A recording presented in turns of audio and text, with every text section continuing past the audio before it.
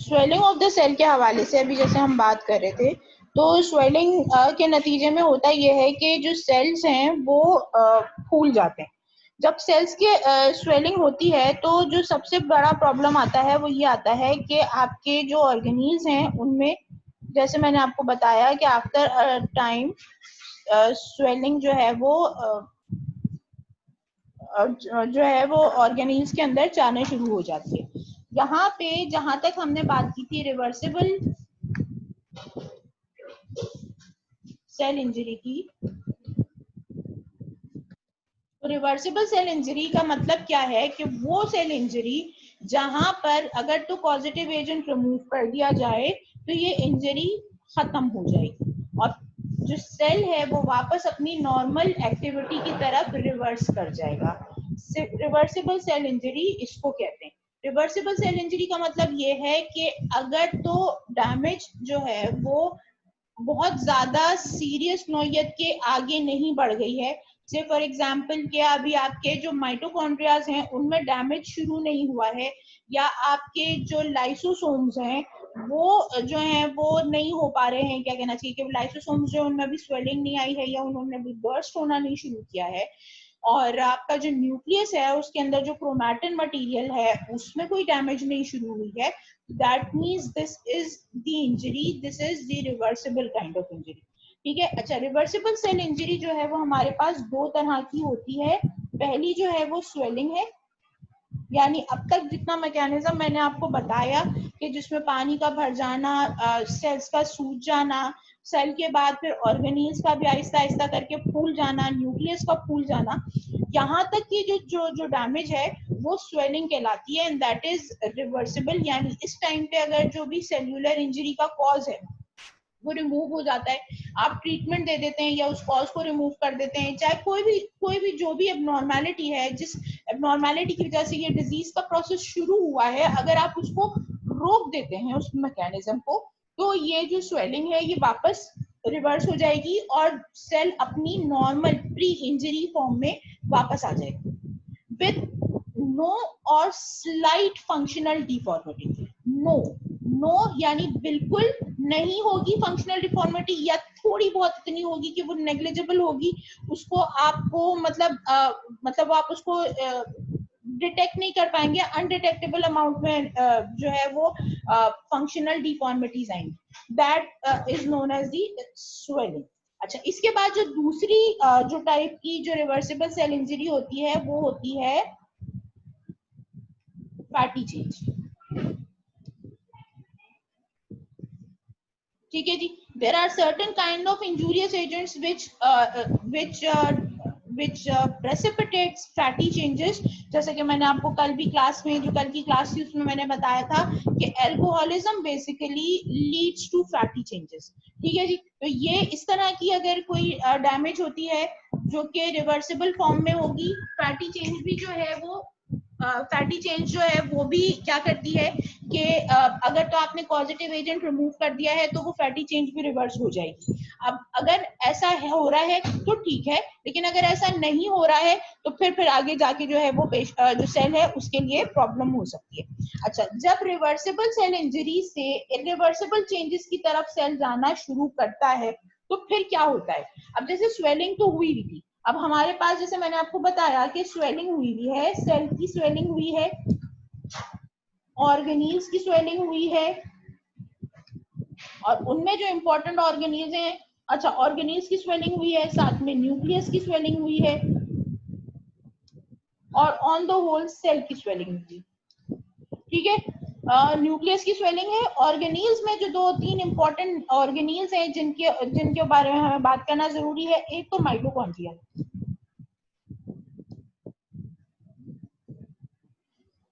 Mitochondria जो है उसकी स्वेलिंग काफी इंपॉर्टेंट होती है, क्योंकि जैसा आपको मालूम है कि रेस्पिरेशन भी वहीं होती है, एटीपी भी वहीं पे सिंथेसाइज होता है।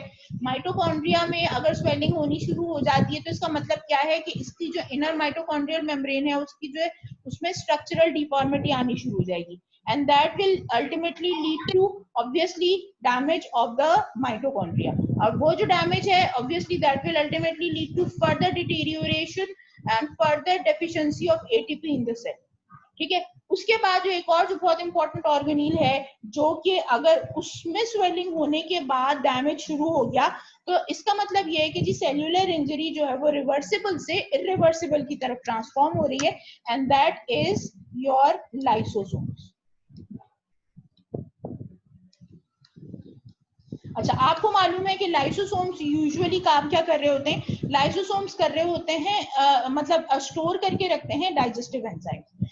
अब होता क्या है इन डाइजेस्टिव एंजाइम्स का, कि ये जो एंजाइम्स हैं, से फॉर एग्जांपल आपका कोई पिनोसाइटिक वेसिकल है जिसके अंदर फूड पार्टिकल मौजूद है जो सेल की मेम्ब्रेन से अंदर आया है, इसके साथ जाके आपका जो लाइसोसोम है वो बाइंड कर जाता है, और बाइंड करने के बाद इनके दरमियान की जो मेम्ब्रेन है वो डिस्ट्रॉय हो जाती है, और इस दरमियान की मेम्ब्रेन के डिस्ट्रॉय होने के नतीजे में क्या होता है कि जो एंजाइम्स होते हैं, लाइसोसोमल एंजाइम्स होते हैं, वो इस फूड वैक्यूल के अंदर एंटर होते हैं, और हर तरह के एंजाइम्स मौजूद होते हैं। तो फैट की डाइजेशन के लिए लाइपेज एंजाइम काम करता है, कार्बोहाइड्रेट के लिए अमाइलेज काम करता है, प्रोटीन के लिए जो है वो आपका क्या कहते हैं पेप्टाइडेज एंजाइम्स काम करते हैं, न्यूक्लिक एसिड्स अगर है तो न्यूक्लिएजेस एंजाइम्स मौजूद होते हैं। यानी हर जो भी कंपोनेंट आपकी डाइट में मौजूद है, उस डाइट को डाइजेस्ट करने के लिए आपके पास तमाम एंजाइम्स मौजूद है।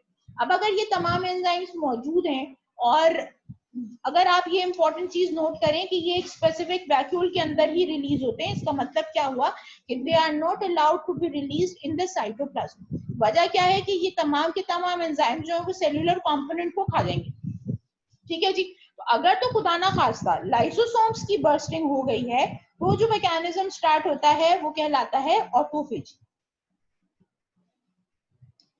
यानी अब ऑटोफेजी, अब क्या हो रहा है कि जो आपकी जो लाइसोसोमल एंजाइम्स हैं वो सेल्यूलर कंपोनेंट्स को खा जाएंगे, और सेल जो है ऑब्वियसली उसके बाद बचेगा ही कुछ नहीं, उसका प्रोटीन डाइजेस्ट हो जाएगा, उसमें जो कार्बोहाइड्रेट है वो डाइजेस्ट हो जाएगा, उसका जो सेल मेम्ब्रेन जो बन रही है फैट की जो सेल मेम्ब्रेन है वो फैट लाइपेज एंजाइम वो खा जाएगा, न्यूक्लिक एसिड्स की जो कंपोनेंट्स हैं जो आरएनए वगैरह जो मौजूद है उसको जो है न्यूक्लियस खा जाएगा।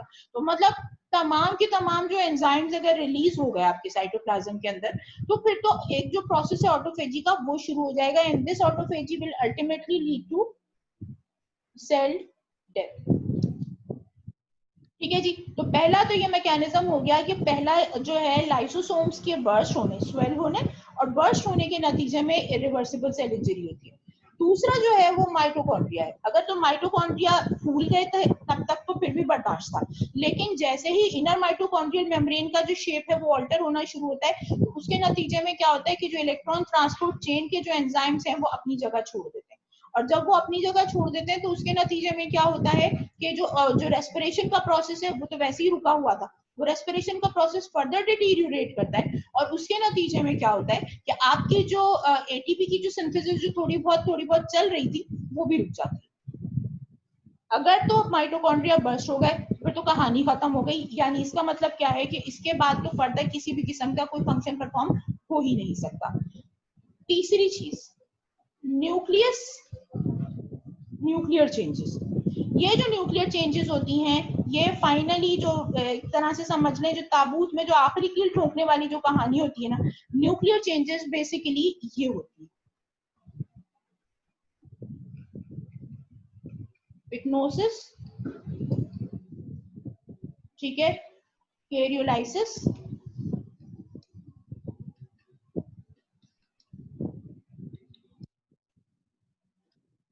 कैरियोलाइसिस, ये तीन तरह की चेंजेस होती हैं जो कि यूजुअली होती हैं न्यूक्लियर क्रोमैटिन के अंदर, which ultimately leads to the cellular death. Pyknosis is clumping of nuclear chromatin. Again मैं ये बता रही हूँ कि I am not the authority, book के अंदर इन तमाम डेफिनेशंस को एक मर्तबा और चेक कर लीजिएगा ताकि आपको किसी भी किस्म की कोई कंफ्यूजन ना रहे। Pyknosis is clumping of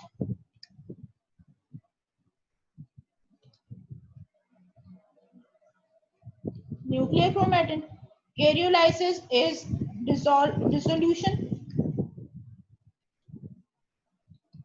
of chromatin, यानी समझ लें कि क्रोमैटिन जो है वो पानी बन जाता है। ठीक है। और कैरियोरेक्सिस में क्या होता है कि clumps of chromatin are broken into pieces। ठीक है जी, छोटे छोटे से इस तरह के पीसेस बन जाते हैं न्यूक्लियर क्रोमैटिन के। और ऑब्वियसली ये जो है वो फिर ऑटोफेजी के थ्रू जो है वो डिसॉल्व हो जाता है। तो ये अगर चीजें, ये चेंजेस अगर आनी शुरू हो गई हैं तो सेल जो है वो रिवर्सिबल इंजरी से इरिवर्सिबल सेल इंजरी की तरफ मूव कर जाता है। ठीक है जी। अच्छा, एक और जो चीज बहुत है, एक लिमिट होती है जिसके ऊपर अगर आपकी जो रिपरफ्यूजन हो जाए तो भी फायदा कुछ नहीं होता। यानी समझ लें एक बात को कि जैसे मैं बोल रही हूँ कि जी स्वेलिंग हुई है या फैटी चेंज हुई है, इस टाइम पे अगर ऑक्सीजन की डेफिशिएंसी किसी भी तरह से खत्म हो जाती है और ऑक्सीजन दोबारा से टिश्यू को मिलना शुरू हो जाता है, तो घंटा 2 घंटा या 24 घंटे लेकर सेल वापस अपनी नॉर्मल स्टेट पर आ जाएगा। ऑक्सीजन की यूटिलाइजेशन फिर शुरू हो जाएगी, एटीपी की सिंथेसिस शुरू हो जाएगी, एसिडोसिस का जो प्रोसेस है वो खत्म हो जाएगा, एसिडोसिस न्यूट्रलाइज हो जाएगा and things will go back to the normal structural and functional position. लेकिन अगर एक टाइम ऐसा आ गया है जहां पे reversible cell injury has entered the irreversible phase, like when mitochondria are completely swollen, they are about to get burst, lysosomes have started bursting, nuclear chromatin या nuclear clumping शुरू हो चुकी है, तो इस टाइम पे अगर तो ऑक्सीजन दोबारा मिलनी शुरू भी हो जाएगी तो वो सिचुएशन को रिवर्स नहीं करेगी, बल्कि वो क्या करेगी कि सिचुएशन को और वर्सन करेगी। ठीक है। और उसके नतीजे में आपको जो कंडीशन मिलती है that is known as reperfusion injury. Reperfusion injury, re मतलब दोबारा, परफ्यूजन मतलब ब्लड सप्लाई या oxygen supply.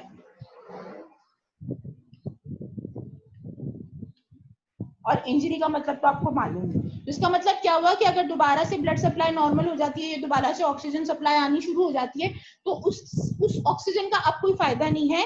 That oxygen will lead to oxygen radical formation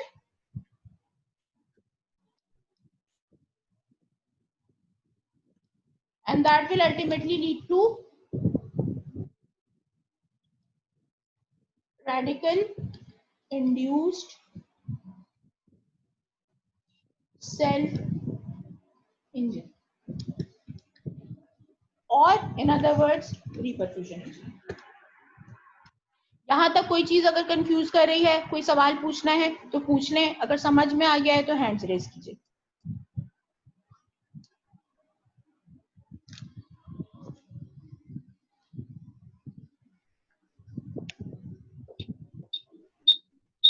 ठीक है, आज के जो लेक्चर है वो हम इसी जगह पे एंड कर रहे हैं क्योंकि मेरा ख्याल है इसको सिंक इन होने में थोड़ा सा टाइम लगेगा।